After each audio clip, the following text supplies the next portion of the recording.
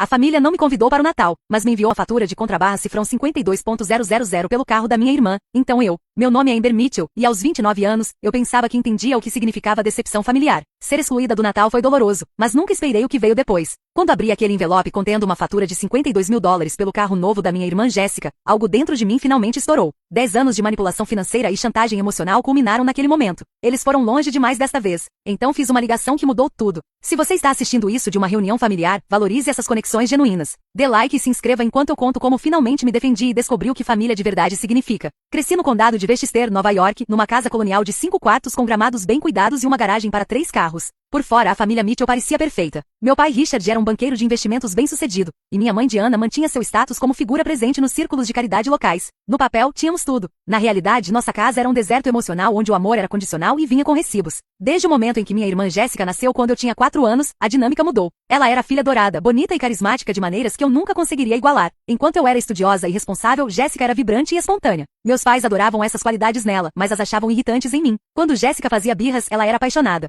Quando eu expressava minhas necessidades, eu era difícil. Esse padrão continuou durante toda a nossa infância. Jéssica recebeu aulas de equitação quando quis. Eu tive que manter notas excelentes para justificar meu pedido modesto por aulas de piano. Para seu aniversário de 16 anos, Jéssica ganhou um Audi novo. Para o meu, ganhei um Honda usado e uma palestra sobre apreciar praticidade. Apesar disso, trabalhei duro. Me formei no topo da turma, conquistei uma bolsa para Cornell e fiz dupla graduação em economia e negócios. Enquanto Jéssica abandonou 3 faculdades diferentes, eu estava conseguindo estágios e construindo meu currículo. Aos 24 anos, consegui uma posição como analista financeira júnior numa firma prestigiosa em Manhattan. Aos 27, tinha meu próprio apartamento, um 401k saudável e era completamente autossuficiente. Minha independência veio com um preço. Cada reunião familiar se tornava uma oportunidade para alfinetadas sutis sobre como eu era muito focada na carreira ou materialista. A ironia não me escapava. Meus pais, que mediam sucesso em carros de luxo e membros de country club, criticavam minha ambição enquanto simultaneamente a exploravam. A exploração começou pequena. Eu poderia ajudar Jéssica com o aluguel este mês? Poderia emprestar dinheiro para o pai para um empreendimento até sua próxima comissão? Poderia contribuir para o gala de caridade da mãe já que estava indo tão bem? Cada pedido vinha embrulhado na promessa de unidade familiar e pertencimento. Cada vez que eu cedia, os pedidos ficavam maiores.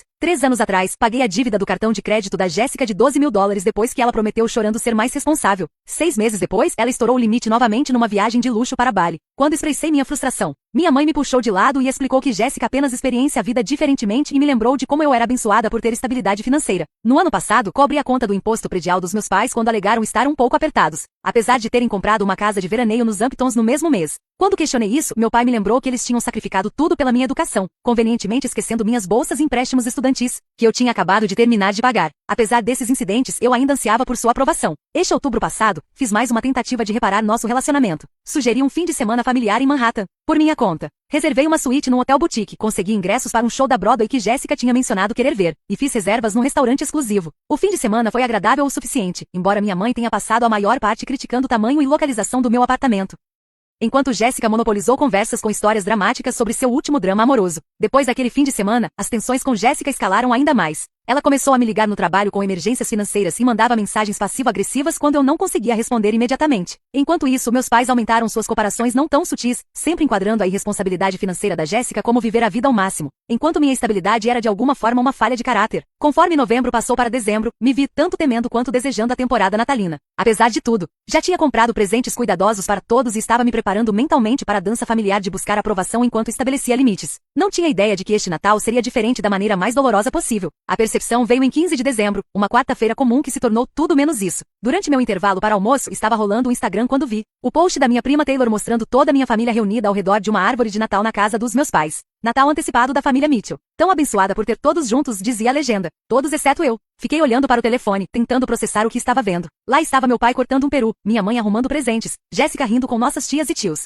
primos, avós, até parentes distantes que mal reconhecia. Todos estavam lá. A celebração aparentemente tinha acontecido no fim de semana anterior, e eu não tinha recebido nenhuma mensagem. Com as mãos tremendo, liguei para minha mãe. Ela atendeu no quarto toque, sua voz artificialmente alegre. Oh, Amber, como você está, querida? Mãe, por que não fui convidada para o Natal familiar no fim de semana passado? Perguntei, tentando manter minha voz firme. Uma pausa.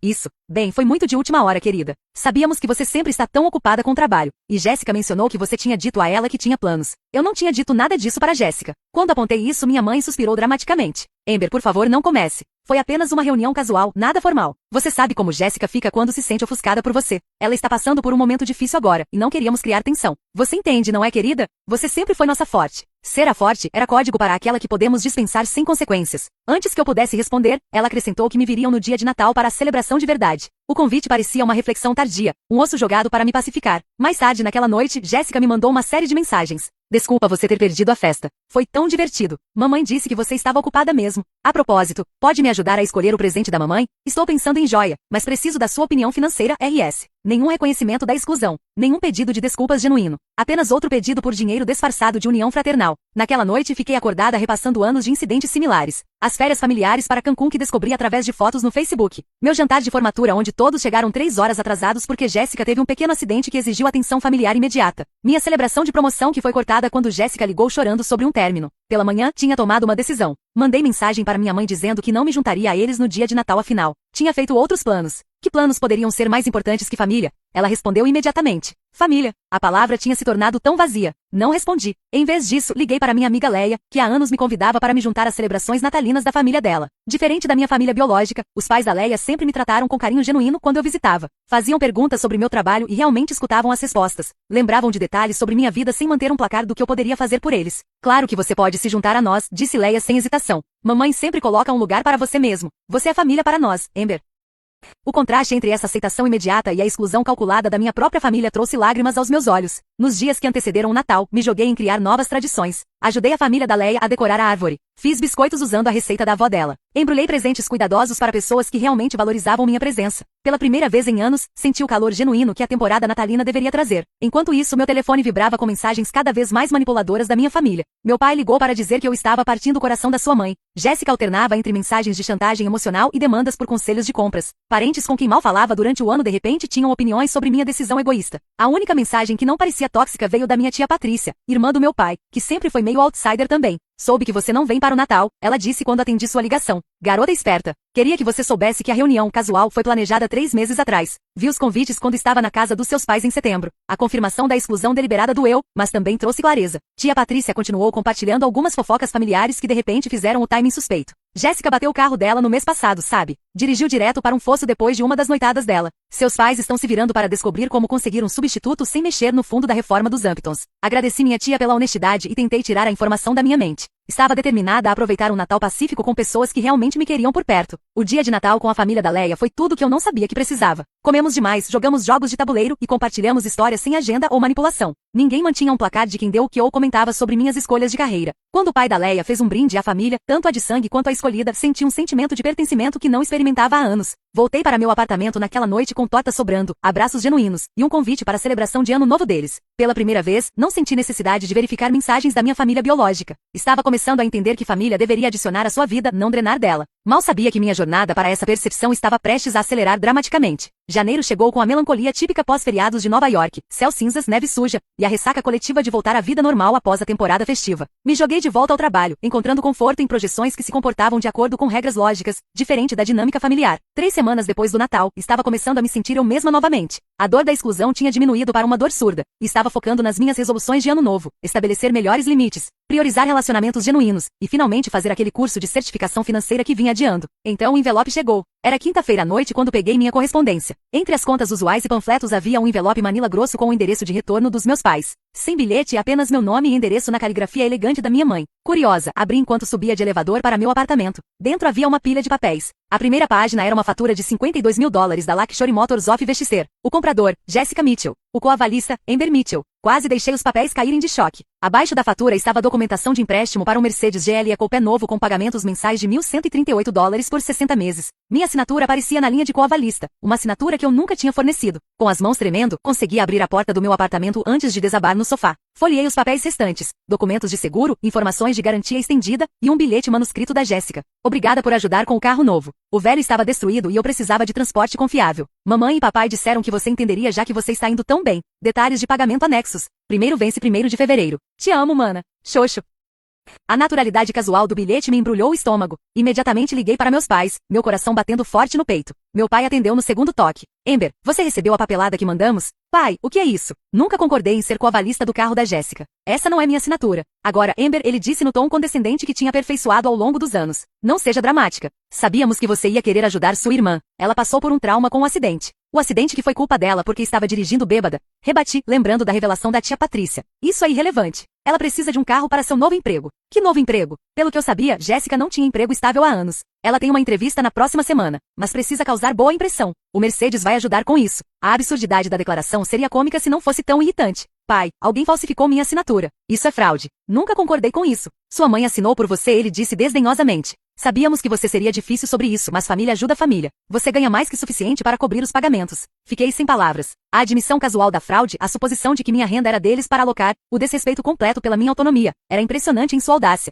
Isso é ilegal, finalmente consegui falar. Não vou pagar pelo carro da Jéssica. Não seja egoísta, Amber. Depois de tudo que fizemos por você. Desliguei. Em minutos, meu telefone explodiu com mensagens da Jéssica. Papai disse que você está sendo difícil sobre o carro. Preciso deste carro, Amber. Você é tão egoísta. Você nem dirige Mercedes, então por que se importa? Você não me ajuda. Vou ficar sem transporte. Cada mensagem aumentava minha incredulidade. Desliguei o telefone e me servi uma taça generosa de vinho, tentando processar o que tinha acabado de acontecer. Na manhã seguinte, liguei no trabalho dizendo que estava doente pela primeira vez em 3 anos. Precisava entender exatamente com o que estava lidando. Uma busca rápida online confirmou minhas suspeitas. Se meu nome foi fraudulentamente adicionado como coavalista, eu poderia potencialmente ser responsabilizada pelo empréstimo a menos que relatasse a fraude. Com crescente inquietação, acessei minhas contas bancárias para ter certeza de que nenhuma transação não autorizada tinha ocorrido. O que encontrei me deu calafrios. Alguém tinha tentado acessar minha conta poupança principal no dia anterior, a conta onde guardava meu fundo de emergência e poupança para a entrada de uma futura casa. Felizmente, a tentativa tinha acionado um alerta de segurança devido à atividade incomum, e o banco tinha congelado a conta pendente minha verificação. Quando liguei para o banco, confirmaram que a tentativa tinha vindo de um dispositivo reconhecido, meu laptop antigo, que eu tinha dado para meus pais no ano passado quando atualizei o meu. A sensação de violação foi avassaladora. Enquanto eu estava processando a fraude do empréstimo do carro, eles realmente tinham tentado acessar diretamente minhas economias.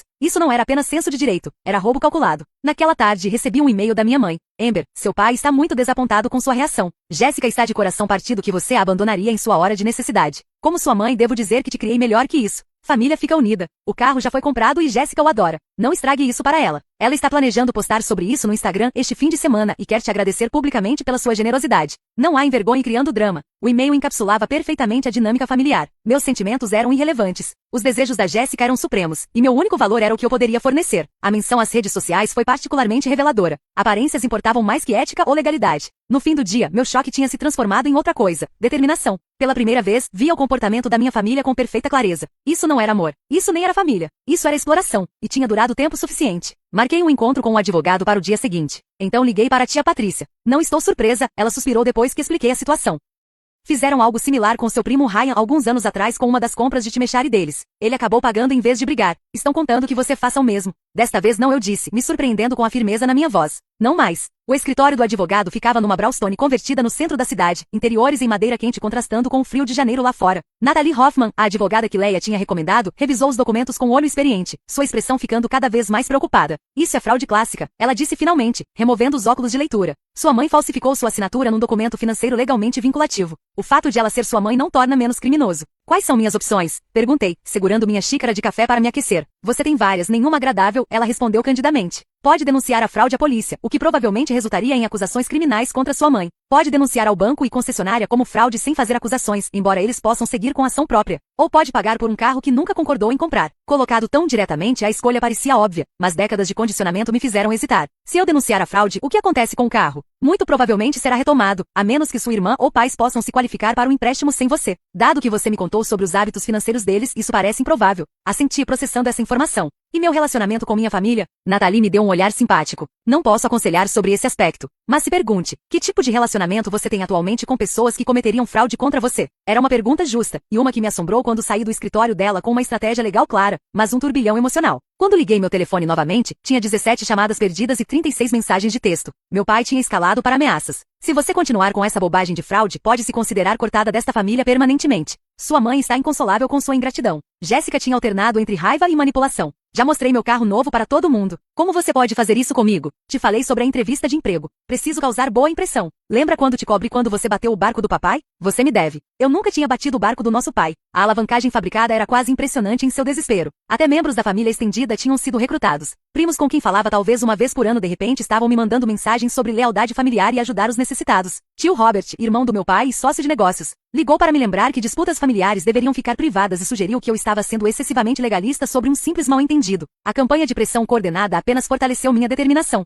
Encaminhei tudo para Nathalie e segui seu conselho de documentar todas as comunicações enquanto limitava minhas respostas. Naquela noite, minha chefe Sandra ligou. Eu tinha voltado ao trabalho, mas estava distraída, minha precisão usual visivelmente ausente. Amber, está tudo bem? A apresentação Wellington pareceu estranha hoje e isso não é típico seu. Hesitei, então decidi pela honestidade. Estou lidando com uma situação familiar. Meus pais falsificaram minha assinatura no empréstimo de carro para minha irmã. Estou trabalhando com um advogado para resolver. O silêncio do outro lado durou vários segundos. Entendo, Sandra finalmente disse. Isso é significativo. Precisa de um tempo? Não, disse rapidamente. O trabalho está realmente me ajudando a manter o foco, mas posso precisar de um horário flexível para alguns compromissos legais. Claro. E Amber, não deixe ninguém se aproveitar de você, família ou não. Aprendi essa lição da maneira difícil. O apoio inesperado da minha chefe contrastava fortemente com o comportamento da minha família. Reforçou que eu estava lentamente começando a entender. Respeito não era determinado por relação sanguínea. 2 dias depois, descobri que alguém tinha tentado acessar minhas contas de investimento. A tentativa falhou devido à autenticação de 2 fatores, mas o padrão estava claro.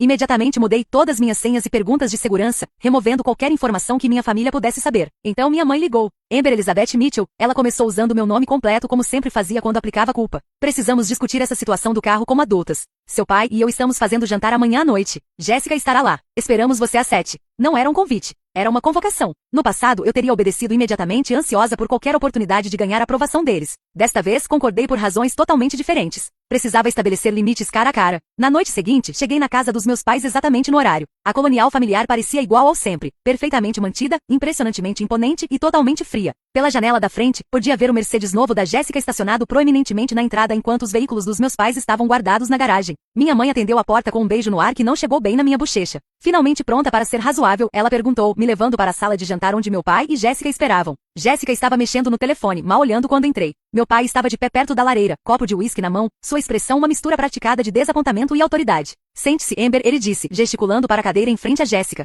Sua mãe preparou sua refeição favorita. Vamos discutir isso calmamente. Minha refeição favorita era na verdade a preferência da Jéssica. Eu não gostava de estrogonofe desde criança, um detalhe que eles nunca se preocuparam em lembrar. Antes de começarmos, meu pai continuou enquanto minha mãe servia a comida. Quero expressar nossa decepção com seu manejo desta situação. Envolver um advogado? Ameaçar com acusações de fraude? Não é assim que nossa família opera. Como nossa família opera, pai? Perguntei baixinho. Falsificando assinaturas? Tentando drenar minhas contas poupança? Me excluindo de reuniões familiares, então esperando que eu financie o estilo de vida da Jéssica? Jéssica bateu o garfo na mesa. Meu Deus, você ainda está chorando sobre o Natal? Foi apenas uma reunião pequena. Foi toda a nossa família estendida, Jéssica. Todos menos eu. Porque você é tão crítica. Você deixa todo mundo desconfortável com seu emprego perfeito e seu apartamento perfeito e sua crítica constante das minhas escolhas. Minha mãe colocou a mão no braço da Jéssica. Amber, você sabe que sua irmã é sensível. Você sempre teve ciúme dela e francamente é inadequado para uma mulher da sua idade. O roteiro familiar estava se desenrolando exatamente como esperado. Jéssica a vítima, Amber a vilã, realidade completamente irrelevante. Não vou pagar pelo carro, disse firmemente. O que vocês fizeram foi ilegal. Congelei todas minhas contas às quais vocês poderiam ter acesso e documentei as tentativas de fraude.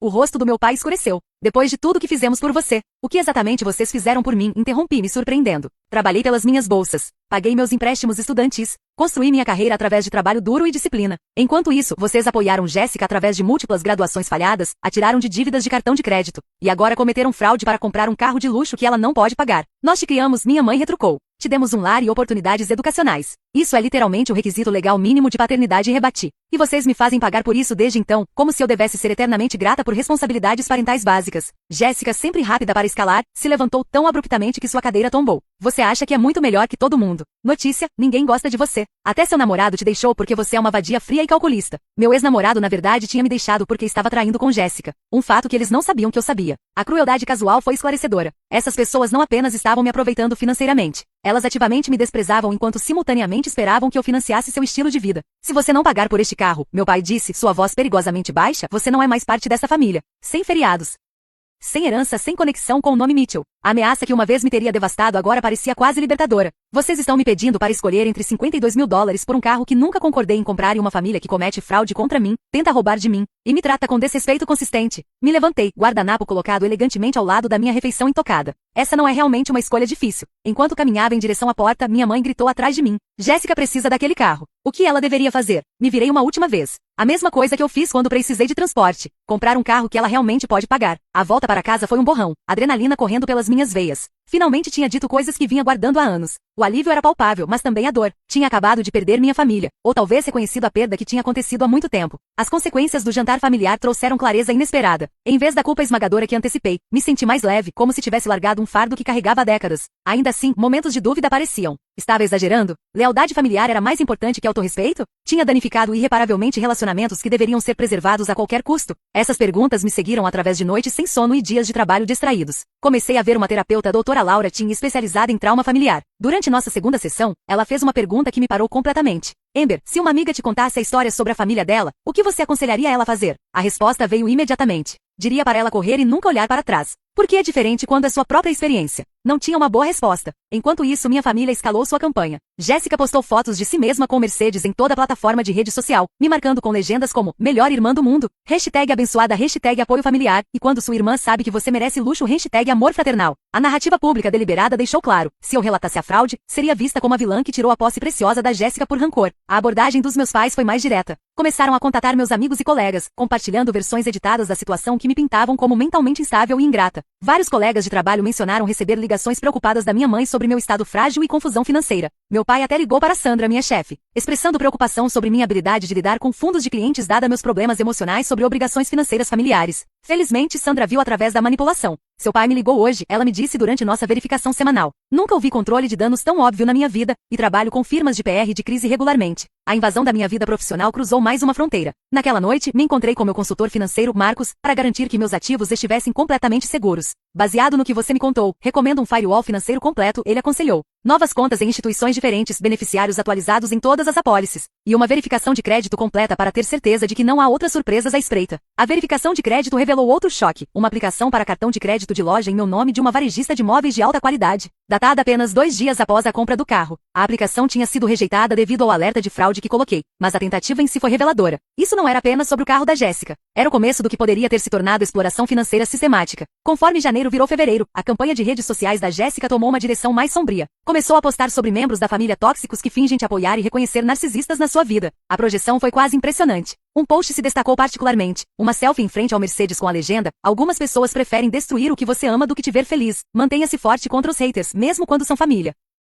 A seção de comentários se encheu de mensagens de apoio de parentes e amigos que não tinham ideia da verdade. Prima Taylor, que tinha postado as fotos da reunião de Natal, comentou: sangue nem sempre significa amor. Criar limites é autocuidado. A ironia foi dolorosa. Naquela noite recebi a mensagem que finalmente me empurrou para o limite. Jéssica, aparentemente bêbada a julgar pelos erros de digitação e horário, mandou: você acha que é muito melhor que todo mundo, mas é só uma vadia solitária sem ninguém que te ama. Mamãe e papai só te aguentam pelo seu dinheiro. Todos rimos de você pelas costas. Aproveite seu apartamento vazio enquanto eu aproveito meu carro. Fiquei olhando a mensagem por muito tempo, uma calma estranha se estabelecendo sobre mim. A honestidade crua da mensagem bêbada dela confirmou o que eu suspeitava. Minha família não me amava. Eles me toleravam pelo que eu poderia fornecer. A percepção deveria ter me devastado, mas em vez disso, pareceu permissão para finalmente deixar ir. Na manhã seguinte, com completa clareza e zero hesitação, liguei para Natalie Hoffman. Estou pronta para proceder com denunciar a fraude, disse a ela. Tudo isso. Tem certeza? Uma vez que começarmos esse processo, será difícil reverter. Tenho certeza. Eles não me deixaram escolha. Então liguei para o banco que tinha financiado o Mercedes da Jéssica. Meu nome é Amber Mitchell, disse quando cheguei ao departamento de fraude.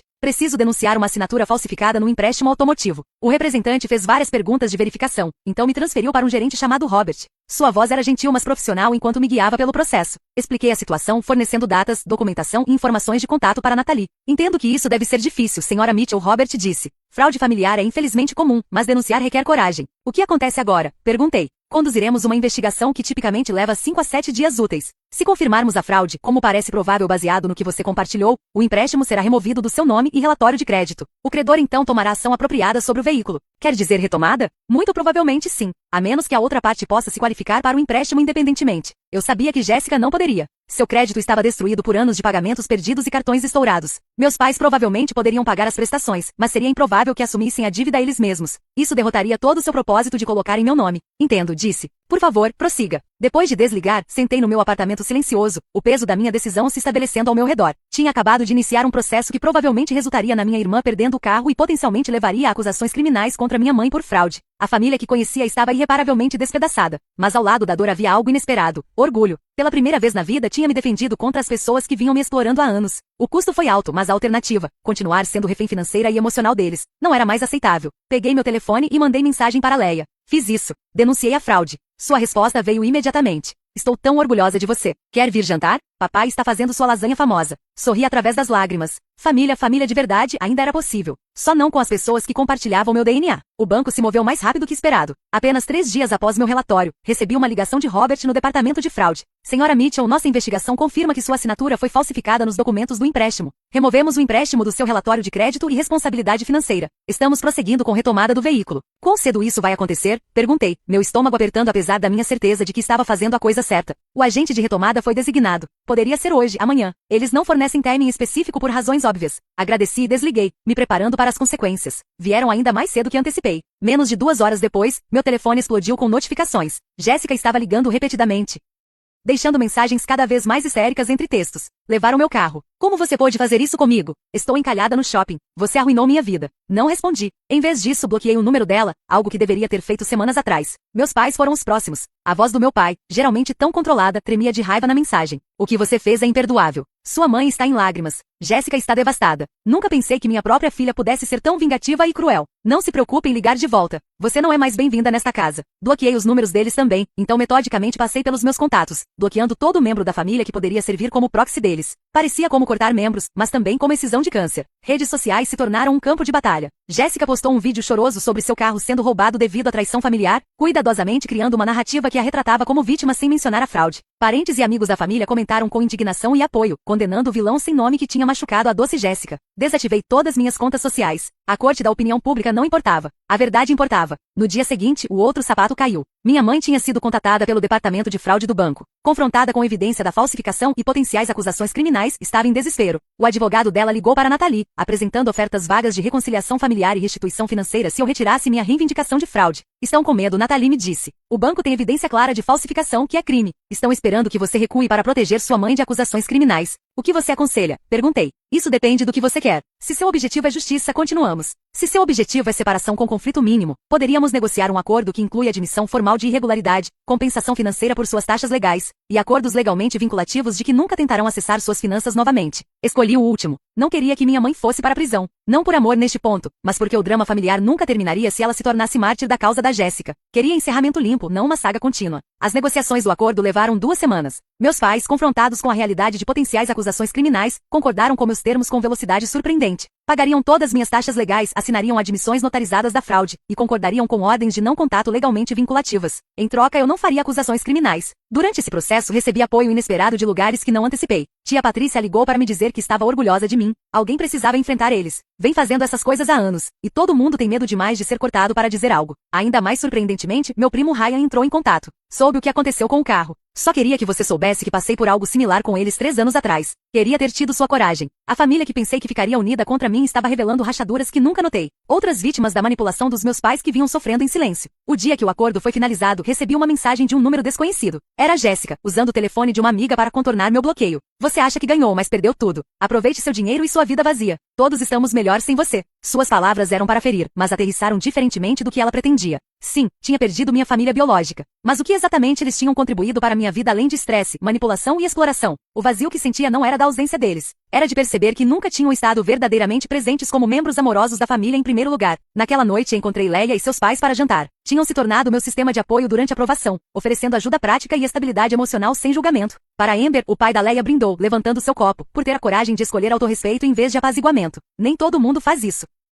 Enquanto compartilhávamos uma refeição cheia de conversa genuína e risada, percebi que não estava lamentando a perda da família. Estava lamentando a ilusão de que alguma vez tive uma e celebrando a descoberta de que família poderia ser encontrada em outro lugar. 6 meses se passaram, trazendo calor de verão para Nova York e paz inesperada para minha vida. A batalha legal com minha família tinha concluído, o acordo aplicado e as ordens de não contato mantidas. Minha mãe tinha evitado acusações criminais, Jéssica tinha eventualmente conseguido financiamento para um veículo muito mais modesto através dos meus pais, e eu tinha começado o processo de curar décadas de manipulação emocional. A transição não foi fácil. Houve noites que acordei em pânico, convencida de que tinha cometido um erro terrível. Feriados e aniversários trouxeram emoções complicadas. Dia das Mães foi particularmente difícil. Me encontrei parada no corredor de cartões da farmácia olhando para mensagens celebrando mães amorosas, me sentindo como um alienígena observando um costume de outro planeta. Mas houve benefícios surpreendentes de cortar laços tóxicos. Meu desempenho no trabalho melhorou dramaticamente uma vez que não estava constantemente gerenciando crises familiares. Recebi uma promoção substancial e bônus, que investi em vez de desviar para emergências familiares. Meu apartamento, uma vez criticado pela minha mãe como deprimentemente pequeno, se tornou um santuário pacífico decorado exatamente como eu queria. Mais importante, descobri como relacionamentos genuínos pareciam. Sem o dreno constante da minha família biológica, tinha energia emocional para investir em amizades que tinham murchado sob a tensão. Me juntei a um clube do livro, comecei a fazer viagens de caminhada de fim de semana com um grupo do trabalho, e até comecei a namorar novamente, desta vez com expectativas e limites mais saudáveis. Terapia com doutora Shen continuou semanalmente, depois quinzenalmente conforme desenvolvi mecanismos de enfrentamento mais fortes. Trauma familiar não desaparece da noite para o dia, ela me lembrou. Cura não é linear, haverá retrocessos e dias difíceis. O objetivo não é nunca sentir dor sobre sua família, é processar essa dor de maneiras que não descarrilhem sua vida. Um aspecto inesperado da recuperação foi aprender a reconhecer e corrigir os padrões de pensamento distorcido que minha família tinha instilado. Não me sentia mais culpada por estabelecer limites. Parei de me desculpar pelo meu sucesso. Reconheci que generosidade não deveria exigir autossacrifício, e que amor não deveria vir com faturas. Em julho, recebi um e-mail da tia Patrícia. Ela e tio Steven estavam celebrando seu 40º aniversário com uma pequena reunião na casa do lago e queriam que eu comparecesse. Sem drama, sem manipulação, apenas boa comida e melhor companhia, ela prometeu. E absolutamente nenhum outro me tinha convidado. Aceitei, curiosa mas cautelosa. O fim de semana provou ser uma revelação. Tia Patrícia sempre foi a rebelde da família, mantendo distância dos valores materialistas dos meus pais enquanto ainda participava de reuniões obrigatórias. Longe da influência deles, ela era vibrante, engraçada e surpreendentemente perspicaz. Sua mãe sempre foi assim, ela me disse enquanto sentávamos no pier observando o pôr do sol. Mesmo adolescente, media tudo em termos do que poderia conseguir das pessoas. Seu pai foi uma combinação perfeita, igualmente transacional, igualmente consciente de status. Quando você nasceu, esperava que de alguma forma escapasse da influência deles. Escapei, disse. Só levou 29 anos. Ela apertou minha mão. Melhor tarde que nunca. A reconciliação mais inesperada veio em agosto. Minha prima Taylor, que tinha postado as fotos de Natal que revelaram minha exclusão, entrou em contato via e-mail. Diferente do resto da família, sua mensagem continha um pedido de desculpas genuíno. Tenho pensado sobre o que aconteceu no Natal e tudo desde então, ela escreveu. Não entendi a situação completa então, mas vi como tia Diana e tio Richard vêm reescrevendo a história e abriu meus olhos para padrões que nunca notei antes. Sinto muito por ter participado em te machucar. Se você estiver aberta, gostaria de reconectar nos seus termos, sem pressão. Nos encontramos para café num local neutro. A conversa foi estranha no início, mas gradualmente esquentou conforme compartilhamos nossas respectivas experiências com a dinâmica familiar. Taylor revelou que desde minha partida, Jessica tinha se tornado cada vez mais exigente e meus pais mais abertamente manipulativos com outros membros da família. É como se precisassem de alguém para usar, ela observou. Quando você saiu, apenas redirecionaram para outros alvos. Senti uma pontada de culpa rapidamente seguida por clareza. Não era responsável por proteger outros do comportamento dos meus pais. Cada pessoa tinha que reconhecer o padrão e fazer suas próprias escolhas. Taylor e eu concordamos em proceder cautelosamente com reconstruir nosso relacionamento. Sem fofoca familiar, sem pressão para comparecer a eventos onde meus pais estariam presentes. Apenas encontros ocasionais entre dois adultos com história compartilhada. No outono, tinha estabelecido um novo normal. Minhas finanças estavam completamente seguras. Minha carreira estava florescendo. E meu círculo social consistia de pessoas que me valorizavam por mim mesma em vez do que eu poderia fornecer. Ainda tinha momentos de tristeza sobre como o relacionamento familiar poderia ter sido, mas não dominavam mais minha paisagem emocional. Em outubro, exatamente um ano após minha tentativa malfadada de reparar laços familiares com o fim de semana em Manhattan, recebi uma mensagem da Jessica. Apesar da ordem de não contato, ela tinha encontrado uma maneira de me alcançar através do telefone de um colega de trabalho. Odeio o que você fez, mas entendo agora, ela escreveu. Papai e mamãe me colocaram responsável pelo dia de ação de graças e esperando que eu pague por tudo. Quando disse que não podia pagar, papai sugeriu que eu pegasse emprestado do meu 401k. Lembrei do que você disse sobre comprar coisas que posso realmente pagar. Você estava certa. Não responda isso. Negarei tudo se descobrirem que te contatei. Só queria que você soubesse. Não respondi, mas salvei a mensagem. Não era um pedido de desculpas, mas era um reconhecimento. Jéssica estava começando a ver o padrão, embora se ela o quebraria permanecesse escolha dela. Conforme a temporada de feriado se aproximou novamente, me encontrei refletindo sobre tudo o que tinha aprendido. A fatura do carro que uma vez pareceu a pior crise da minha vida tinha na verdade sido um presente. O empurrão final que precisei para reconhecer e escapar de uma vida de exploração disfarçada de amor familiar. Tinha aprendido que família não é definida por DNA, mas por respeito mútuo, apoio genuíno e amor que não vem com condições ou recibos. Tinha descoberto que estabelecer limites não é egoísmo, é essencial para relacionamentos saudáveis. Mais importante, tinha percebido que se afastar de conexões tóxicas não é fracasso. Às vezes é a forma mais corajosa de autorrespeito. Este Natal seria diferente. Tinha aceitado o convite da Leia para me juntar à família dela na cabana em Vermont. Tinha uma nova tradição de ser voluntária num abrigo local na véspera de Natal. Tinha planos para ano novo com colegas que tinham se tornado amigos. Minha vida não estava vazia sem minha família biológica. Estava mais cheia, mais saudável e infinitamente mais pacífica. A jornada não tinha sido fácil e não estava completamente terminada. Sempre carregaria as cicatrizes da minha criação, os sussurros de autodúvida, a culpa reflexiva. Mas tinha aprendido a reconhecer esses pensamentos como ecos, não verdade. Tinha descoberto que família é algo que você pode escolher, e amor é algo que nunca deveria ter que comprar. Se você está assistindo isso e algo na minha história ressoa com você, por favor saiba que merece relacionamentos que adicionem à sua vida em vez de drenar dela. Estabelecer limites não é egoísmo, é necessário. E às vezes as decisões mais difíceis levam aos resultados mais pacíficos.